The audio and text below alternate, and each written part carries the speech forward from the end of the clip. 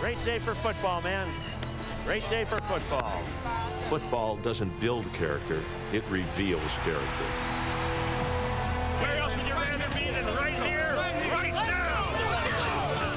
The Bills have written history, and they are going back to the Super Bowl.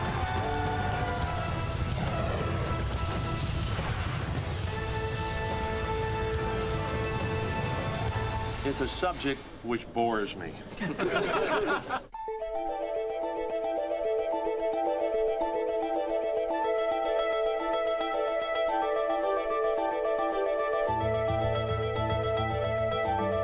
I enjoy game day. Game day is one of the easiest days of the week. Hey, Mike, have a good one, buddy. Good one, Tim. You get him. Good luck. I don't go in with a lot of worries. I go in feeling good and excited about what's going to take place in those next 3 or so hours out on the field. Here we go, guys. Great day for football. Great day for football, man. Great day for football. Great day for football.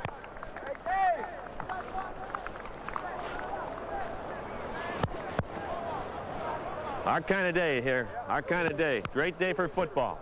The best thing about being a head coach, the sense of responsibility, the excitement of making about 200 decisions within 20 seconds or so every Sunday afternoon, that's a lot of fun.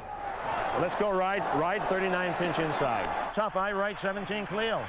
Double up left 28 solid. Double up left 28 solid. 49 buck sweep. Brown left. Make it, yeah, buck. Why buck? Why buck instead of solid? What we got to run, I'm telling you, it sounds crazy, is an 888. Deep down the middle and hope we get a pass interference, don't you think? How far? A foot? Let's go for it.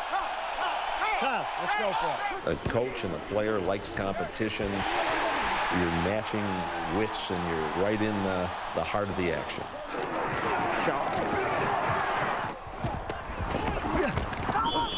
Where's he going? Out of the way, man. There's a degree of stress you feel, but it isn't overwhelming. We're not playing worth it. We're not playing. Well, we're not going to fall apart. What do we do? Call it time? Boy, oh boy. Boy, oh boy. What a damn defensive series that was. We play with no toughs. Play with no tough. It's an occupation whereby you get tremendous immediacy of results. Every Sunday you find out whether you were successful or not. You can't hide anything.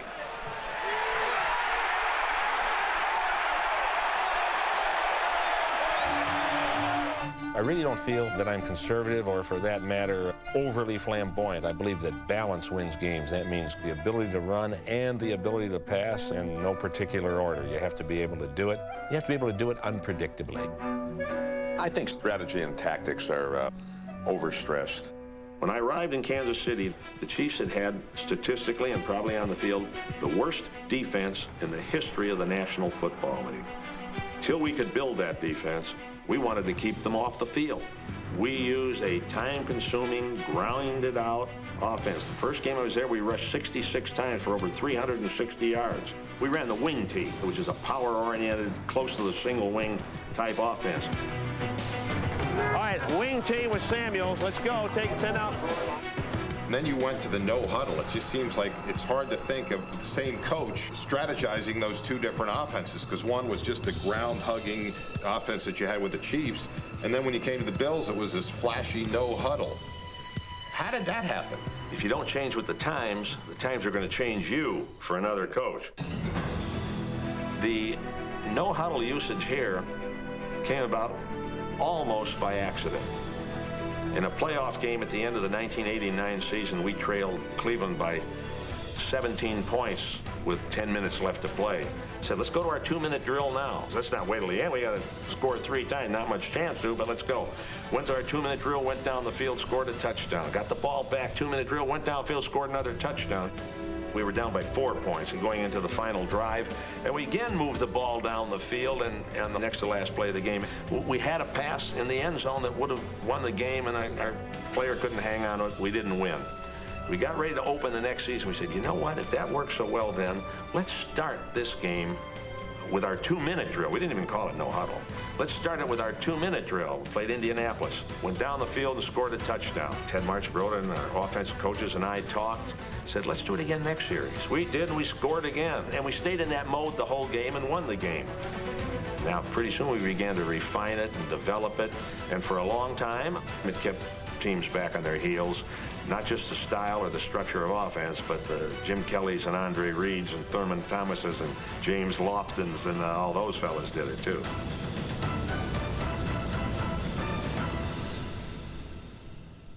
Systems and tactics and strategy are the most overblown things in football.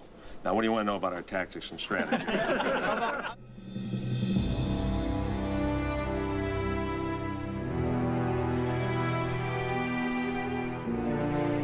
I entered Harvard Law School in the fall of 1950, stayed about 3 weeks and said to myself, I want to be a coach. My college coach, Dick Clausen, when I got ready to go out in the coaching field, he said, Marv, who are the coaches you admire? And I said, Bud Wilkinson, Woody Hayes, Bear Bryant. He said, they're great coaches. Boy, those are great guys. He said, but let me tell you something. If you try to be Woody or Bud or Bear, you won't be, and you won't be Marv Levy either. Coach the way you coach the best within your own personality. I'm ready. Are you? All right, Sam. Great day for football, buddy. Great day. Way to come back, guys. Way to hang in there.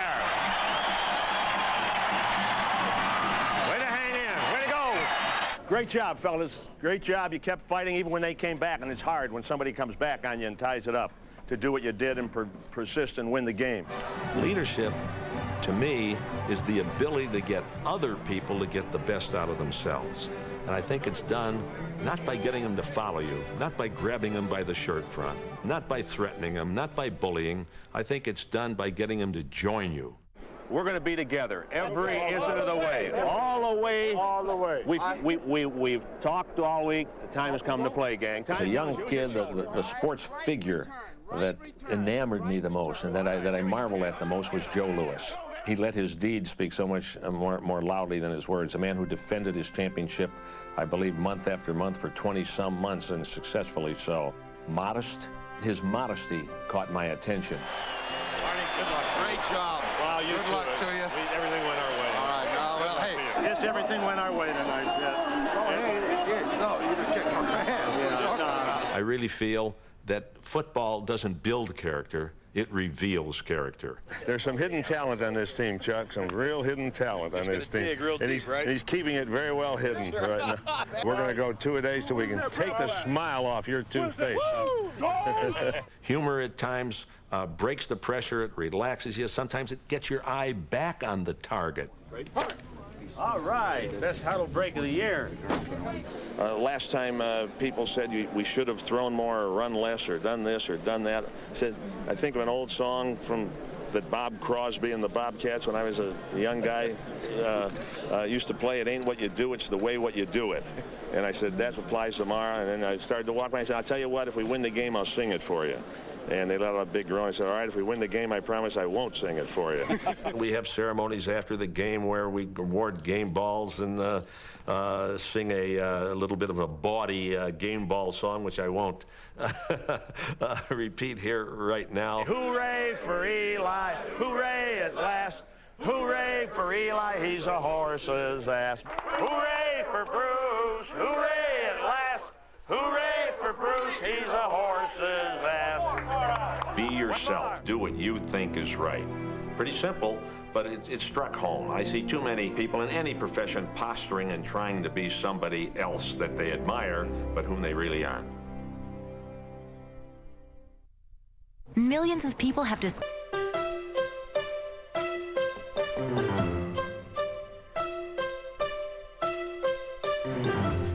We've talked about maxims and slogans, and you have one. Where else would you rather be than right here, right now? Where else would you rather be than right here, right now? Where else would you rather be than Where did you come up with that? Okay, guys, where else would you rather be? Where else would you rather be?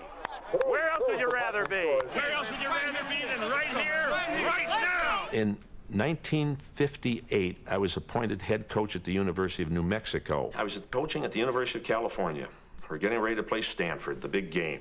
There was a big game we played about my second or third year here. The music's playing, the Sandia Mountains are in the background, the cheerleaders are going through their gyrations. We were in Rich Stadium. We're getting ready to go. It was a beautiful fall sunlit day. The sky was crystal clear. Beautiful sun-washed day in Strawberry Canyon at Cal. I walked up the tunnel, which is very restrictive, and outside I could see that sunlight. My peripheral vision caught that crowd and the blue sky behind and all that excitement I felt. When I gathered the players just before the kickoff of the game, it came out. When I gathered the team around me on the spur of the moment, and I just blurted it out at the moment, just came over me. I said, where else would you rather be than right here, right now? Where else would you rather be than right here, right now? And it's what I've said to our players before every game. And I've said it before the kickoff of every game I ever coached after that. And that's the way I felt every time I've walked out in the field. Where else would you rather be than right here, right now? You too, Ray. Where else would you rather be? Where else would you rather be? Where else would you rather be?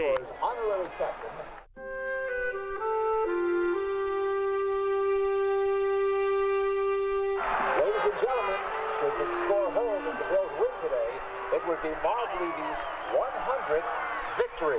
The 14th coach in NFL history to win 100 games with one team. You were there for all of them. You were there for all of them. I couldn't have done it without you, Jim. 100 wins are wonderful right here in Buffalo, and I'm forever grateful to Mr. Wilson who gave me a chance to come back into coaching 60 years of age. Hooray for Marv, he's a horse's ass. Thank you, fellas. Thank you. Football, maybe, this may sound a little bit arrogant, I think is the most complex of all those sports. I really do. And so the ability to teach really factors in heavily. You've got to enjoy the journey. You've got to enjoy the process of coaching. You've got to enjoy the dirty work. You've got to enjoy the teaching. You've got to enjoy the tests. You've got to enjoy the uncertainty of not knowing if you're going to win or not win a game, even after you've poured your whole soul into it. Whatever we do right or wrong, Bobby, I believe our guys are going to give one hell of an effort. All right. Okay, we got to start playing some football, man.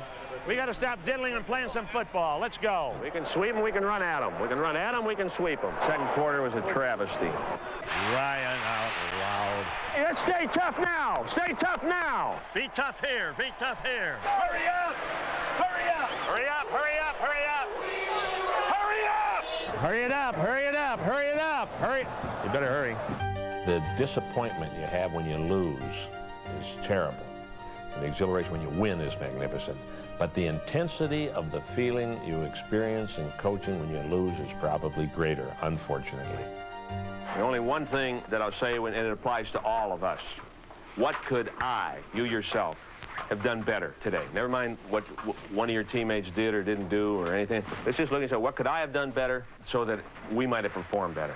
That's the only way I think we're going to be able to truly take a look at what we have to do to begin to play better, which is what I know you want to do. Even the moments where I felt great anguish, those Super Bowl losses, I think they're valuable to have, and they help inspire you to do the kind of work to move ahead on.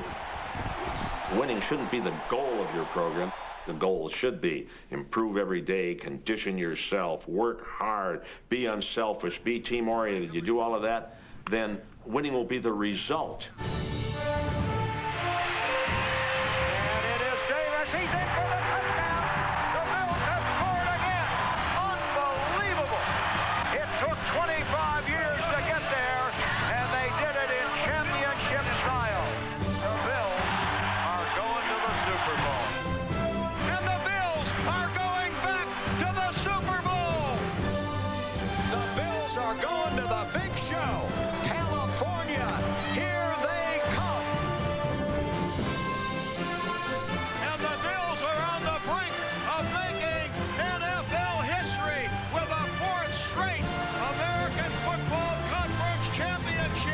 We did something no other team did. Maybe somebody will do it someday. Maybe somebody will eclipse the record someday. It'll be difficult, but we take a great deal of pride in what we accomplished.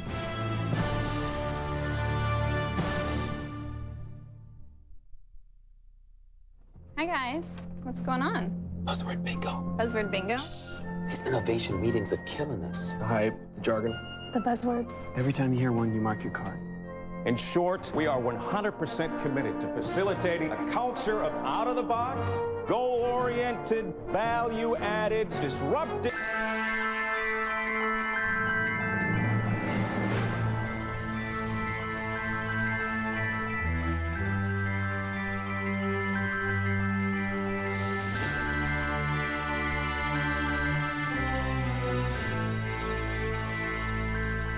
A long time ago, I said that football is a game that's meant to be played in the afternoon, on the weekend, on the grass, in the elements. And I still think that knocks the hell out of a Thursday game in the Silver Dome. But yeah, if I had my way, I think that's the way it should be played. Supposed to play in whatever kind of weather. It's the way this game is meant to be played outside. It's going to be ugly today. Well, you never know. You got to play in all weather. What the heck? I feel sunshine coming. I really do. I feel some sun behind me. Oh, they just turned on the lights. That's why. I think you're going to have a good day today. Well, I think so. It's a little breezy, but that's part of the game. Sure. That's part of the game. Wind gusting as high as they say before the day is over, 35 miles per hour. Wind is the single greatest weather factor. If it's a swirling crosswind, it's very difficult. It makes teams maybe go away from the passing game and run the ball. It makes you become close to the vest. A mistake can turn the game around more quickly on a day like that. If we can keep running, I'd like to try and go for it even on fourth with this, because the wind is tough and it gives them good field position. We ought to keep running it. The first game I coached in Buffalo, I came in at midseason in 1986. We played the Pittsburgh Steelers on a tremendously windy day, probably the windiest game I've ever coached. There were 4 touchdowns in the game. On 3 of them, the snap for the PAT never got into the hands of the holder. I keep a string in my pocket and usually put it up there and see how the wind is blowing. My high-tech wind device. State of the art. Great day or what, Joe? Yeah, nice day. It really is. Can't figure the wind is swirling around a little bit. Mostly cross, I guess. Well, I don't know if this wind's enough to take a goal or not. It's in between. It's in between, and it's quite a bit of cross. Well, it makes me think we better try to receive. Well, yeah, doggone, this is some wind. It just came up today, too. If you want to be a champion, you got to be a champion for all seasons. You got to be able to win in the heat at Miami. You got to win in the cold in Buffalo. You got to win on the carpet. You got to win outdoors. You got to win on Mars if that's where they want you to play.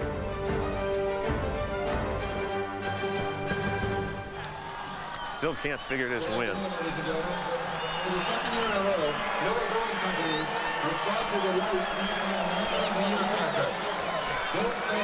Have the chance to vote.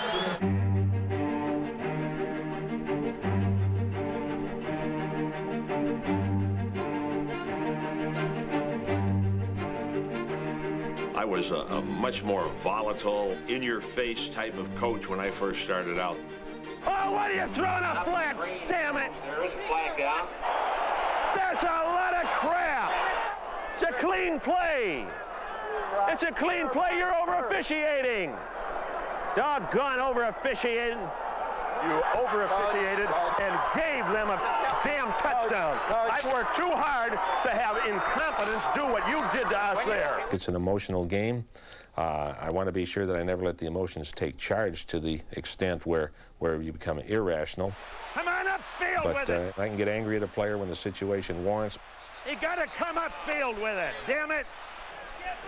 Get upfield and stop dancing. Let it roll, let it roll, let it roll. Let the damn thing roll.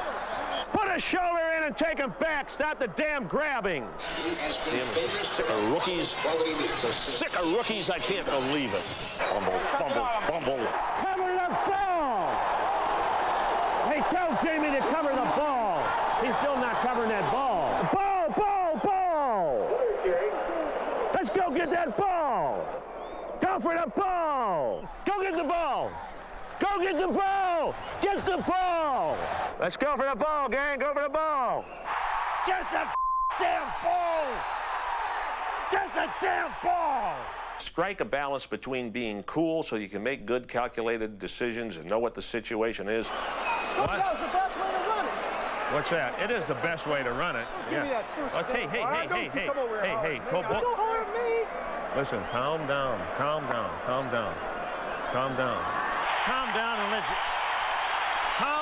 and let Jim call the plays. Just call your game and call your waggles, call your boots, call your game. But people are going to snap, and hell, let's stay together, stay our head in the game. All right. But I do think you have to be emotional enough so that the players realize you're in the game emotionally too. All right, guys, here we go. We're going to start rocking them now. Rest of this ball game. All right, let's go. We're going to knock their ass off.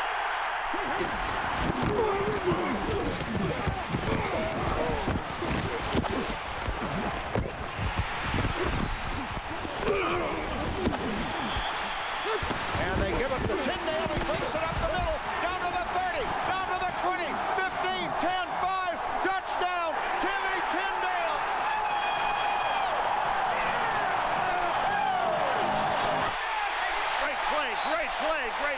Great play.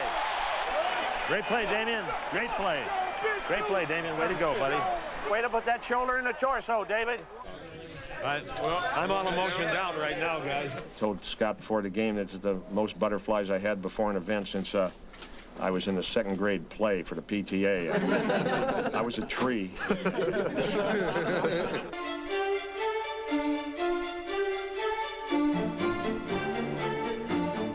When you look back on your career, is there one accomplishment that you feel most proud of? Our ability here to come back from disappointments, to read in the faces of players their resolve and their resilience. In the playoff game against the Houston Oilers, we trailed 28-3 at halftime. The fourth touchdown pass for Warren Moon. Boy, when it rains, it pours, don't it? The first pass we threw in the second half, they intercepted for his touchdown. Now we trailed 35-3. Well, you know, the lights are on here at Rich Stadium. They've been on since this morning. You can pretty much turn them out on the Bills right now. It was a deficit greater than anyone had ever overcome in the history of the National Football League at this point. And again, the same thing was happening. The momentum was getting more and more in their favor. Thurman Thomas, Cornelius Bennett, Jim Kelly, all out of the game. How hopeless can it be unless you have people of unbelievable character and belief from their teammates that if these men were called upon, they could do the job. And the leadership provided by some of these so-called backup players was just magnificent at this time. I wasn't ready to throw in the towel and said, oh, heck, there it goes. By no means. Now they overshift, may give it to Carwell here. No, it's Davis running left, trying to get to the corner flag, and he is in for the touchdown. So the Bills have finally scored. With 8:52 left in the third quarter, they go 50 yards. Four-man rush, sails it long. Oh, Beebe at the 10, at the 5, in for the touchdown. 4:29 left in the third. Here is Wright, looking to throw, rolls out, throws down. There is Reed at the 5, in for the touchdown. Andre Reed has scored. And now the Bills are back in this game. 4:07 to play in the third quarter. The clock running. Here's Moon to throw.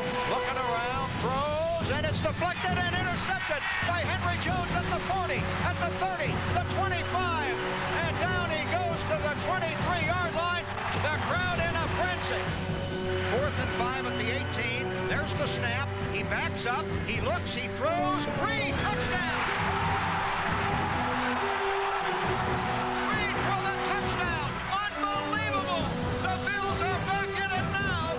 Big time. You know that you're making history at the very time you're making it. Sometimes you do something which has historic impact, but you don't realize it at the time.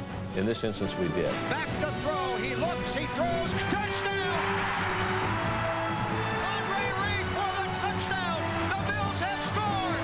They have scored to take the lead with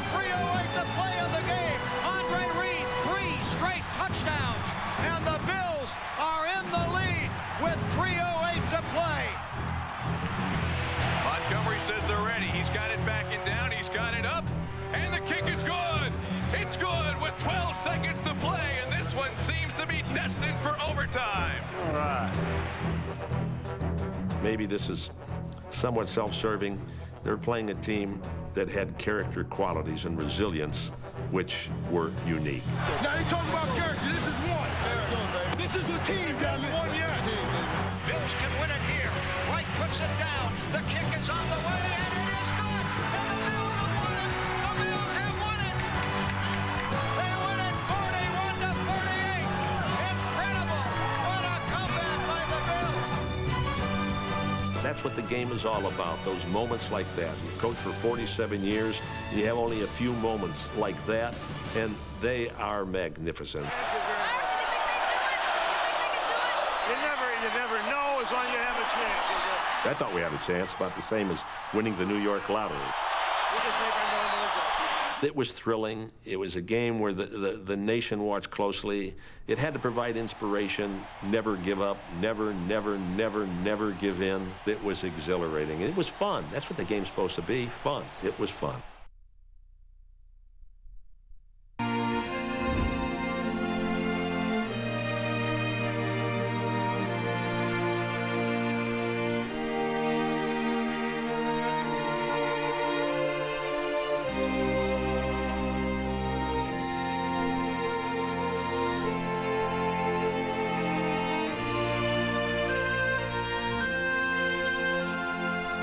I was listening to a football game when I was about 16 years of age. The Chicago Cardinals were playing. I don't know whom at the time, but I was very engrossed in the game, and all of a sudden someone broke in and said, "We've just had a report that Pearl Harbor has been bombed."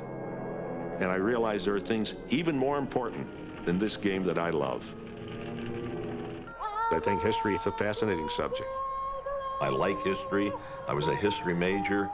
I often use examples from history. If one is really pertinent, I may tell them a story, usually the night before a game, which pertains to the following day's game. The Buffalo Bills lost 21 straight road games when I arrived here. But I told them about the Nazi Empire rising in Europe during the 1930s, and in the early stages of the war, how Hitler's forces had overwhelmed France and had England on the ropes. I said he was conquering everyone, but you know what? He finally was defeated when he entered Russia. He said, you know why Hitler lost the war? He couldn't win on the road.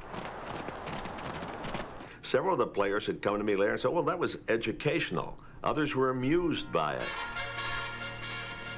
I would quote the story after we had lost 2 or 3 Super Bowl games to our players about Churchill's talk during the darkest days of the British Empire. Let us so conduct ourselves so that the British Empire should last 1,000 years. Men will still say, this was their finest hour. I wasn't trying to make football and the survival of a nation be the same, but nevertheless, it was an illustration that had applications. I'm always quoting Winston Churchill. My favorite Winston Churchill quote's about a guy he doesn't like. It says, a guy's got all the virtues I don't like and none of the vices I admire. The great statesman and orator Winston Churchill once said, never begin a speech with the words, it gives me great pleasure. He belonged to a oratorical society in England, and one of the tenets of that society was to tell the members, don't start with the words, it gives me great pleasure. They also had an exercise once every month or so where at random from a box they drew the name of one of the members, and at random from another box they drew a topic that that member was supposed to talk about. One day they drew his name, topic, sex. Winston proceeded to the podium and he said, it gives me great pleasure, and sat down. Well, I admired John Kennedy very much. I thought he was extremely clever, a great sense of humor. I met Kennedy briefly when I was the head coach at the University of California, and he gave a speech at what they call Charter Day. Okay. I met Richard Nixon, who came to visit our practice when I was an assistant with the Redskins. This is the type of stuff. And George Allen was our head coach. The more you can break it down, Marv. No one knew it, but all of a sudden there's a big commotion. Secret Service men, FBI agents were way out near Dulles Airport. Here comes a contingent in, and President Nixon is in that group. George was going to install a trick play that day, a reverse to Roy Jefferson, one of our ends who was going to throw a pass. And he hadn't told our players yet. And he alerted President Nixon to it and said, Mr. President, when you're there, why don't you suggest we use a reverse to Jefferson where he throws a pass, and I'll pretend it's a great idea. We're going to put it in anyway. So we ran it in the game and lost 18 yards. Poor President Nixon took the responsibility for having called that play.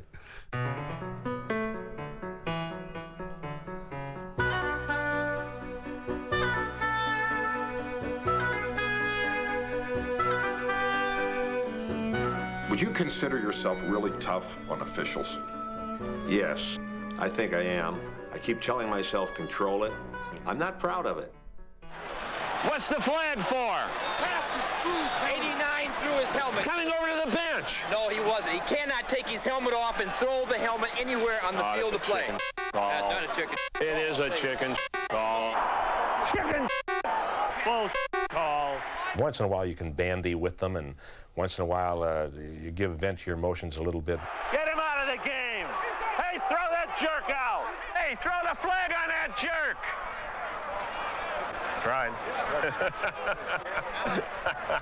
I don't think you intimidate an official. I don't think you make him think he owes you one. It's just venting your emotions. It's part of the emotions of game day, and I try to control it a little more than I did in the past.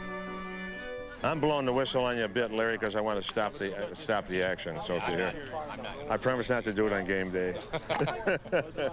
The athletic director, William Mary's name was Les Hooker. Oh, okay. So he came to a game. Yeah. And I left him some tickets. And they said, under his name. There's a hooker looking for you. So there's a hooker out here looking for you. I said, gee.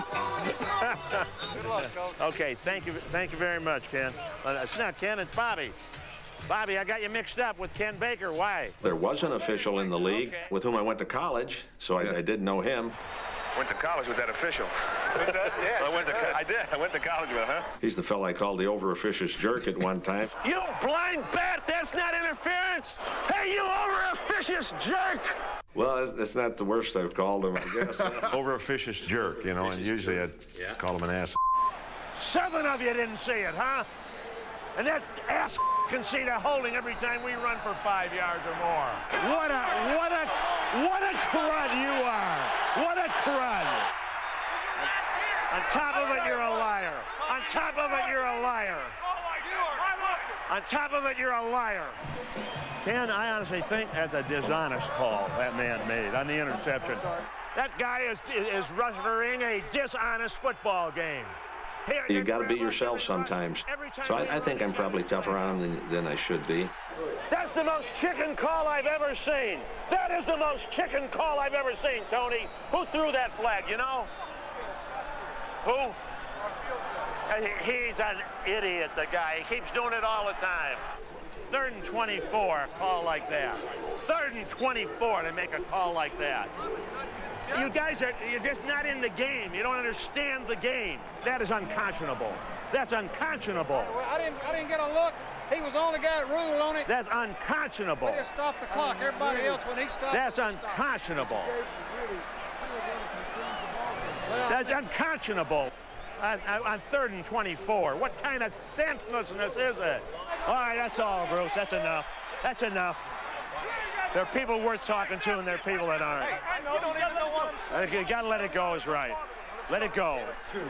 Let it go. Unbelievable. Been coaching 45 years. I've never had a call like that one. Never. Never. In 45 years of coaching, I've never been that distressed with officials. I mean, they can miss one, but I've never been that distressed. Don? Terrible.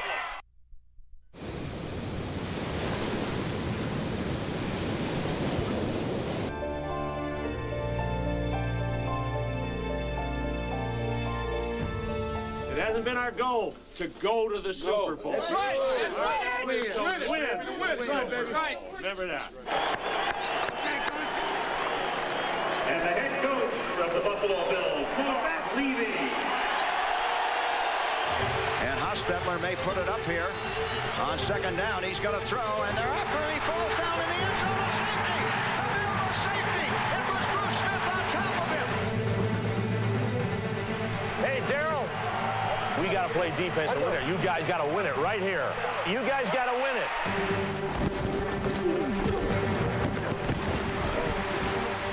That's it. That sets the stage for Norwood. What a fine game. What an absolutely fine game.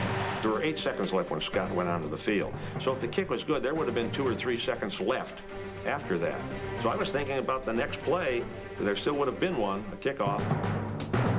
Scott Norwood can fire the shot heard round the world now and win a Super Bowl. High drama here in the Super Bowl. Here we go. The Super Bowl will ride on the right foot of Norwood. Waiting for the snap. Right. Arm extended. Puts it down. On the way. It's long enough. And it is no good. He missed it to the right with 4 seconds to play. Scott Norwood missed a 47-yard field goal that would have won the Super Bowl for the Bills. On the plane, going back, I recalled a poem which was in a slim volume of English poetry that my mother had given to me way back when I joined the Army Air Corps during World War II. It was by an unknown British poet in the 15th century about a Scottish warrior. And I'll go through it now. It went just 4 lines. Fight on, my men, Sir Andrew said. A little I'm hurt, but not yet slain. I'll just lie down and bleed a while, and then I'll rise and fight again. Well, the next day, when the players came in for the team meeting, I'd had that typed up and blown up and posted on the bulletin board and didn't say much more than that. After the meeting, about 8 or 10 of our players asked me if they could get a copy of it. We had it run off on the Xerox machine. I gave it to them.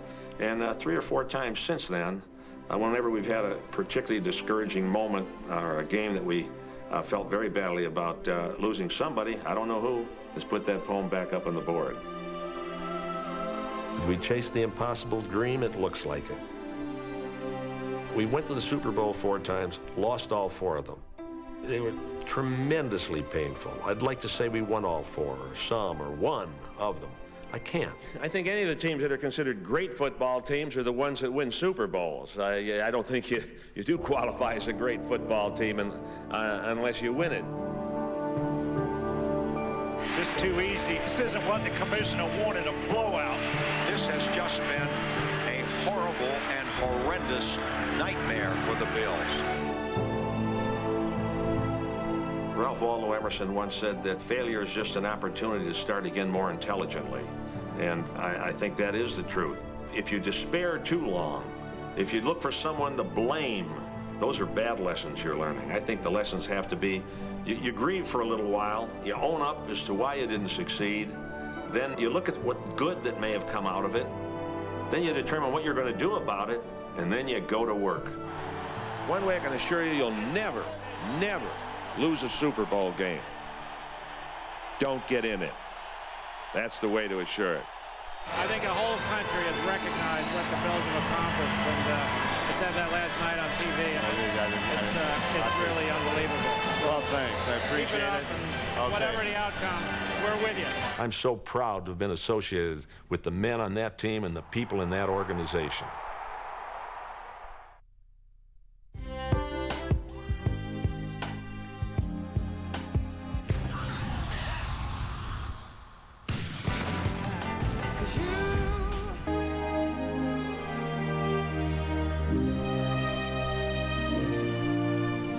Robert Frost once said, I have promises to keep and miles to go before I sleep. And for all of us, the best is yet to come. Before I go, I'm going to ask you the words that I'm going to speak to our players in just a few moments. And the same words I've said to myself along the sideline just before the kickoff during 45 years of coaching. Where else would you rather be than right here, right now? Thank you very much. Thanks. So I'm proud of you, too. Okay, thanks very much, Ken. Thank you. What frightens me the most about growing old, the day's going to eventually come sometime when I'm not coaching anymore, but I don't think I'll be frightened of that moment when it finally comes. I've walked down the tunnel a lot of times. I've heard a lot of cheers. I've associated with some wondrous people players and in the organization. And so I don't think I have any regrets, and I just think I'll do all I can to delay growing old and worry about it then. You walk away from coaching, you ought to be able to say with great pride in your voice, I was a football coach.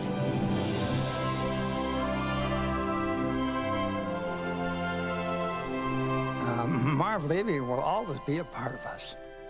Always. Forget the football. Marv is a man of compassion, intelligence, good humor. My time with the Buffalo Bills, in my opinion, has come to its natural conclusion. And I leave you finally with these words from a 19th century English poet, Lord Byron. For all of you, here's a sigh to those who love me, and a smile to those who hate. And to whatever skies above me, here's a heart for any fate. Thank you all for enriching my life. Thank you.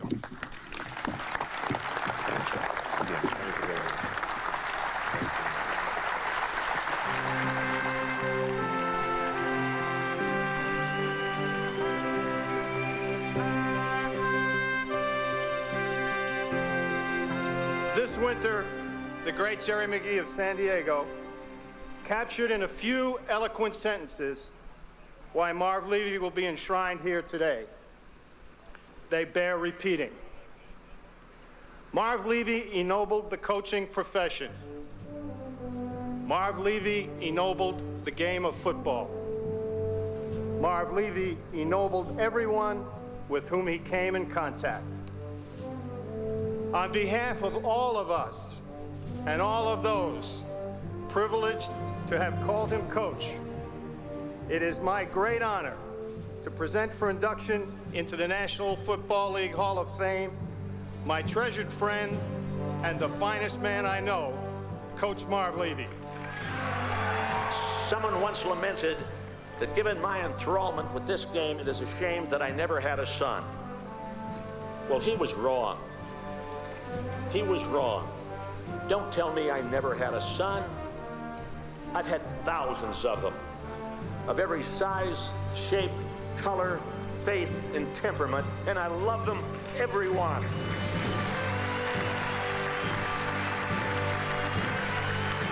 And because of them, I still hear echoes from those sounds which glorify this game. I hear the cheers of the crowd as Thurman or Andre goes hurtling into the end zone. Or as Bruce sacks yet another quarterback. I hear the grunts and collisions out on the field of play. I hear Jim Kelly calling cadence at the line of scrimmage. I hear the thundering footsteps of young men as they streak down the field to cover a kickoff. And finally, I hear words spoken to me more than 50 years ago by a man whose memory I cherish. His name was Harris Lamb, and I will conclude my remarks today by repeating for you what he said to me so many years ago. To know the game is great. To play the game is greater. But to love the game is the greatest of them all. Harris, my dear friend, I have truly loved this game, and I love everyone who has shared this passion with me. Thank you all for enriching my life.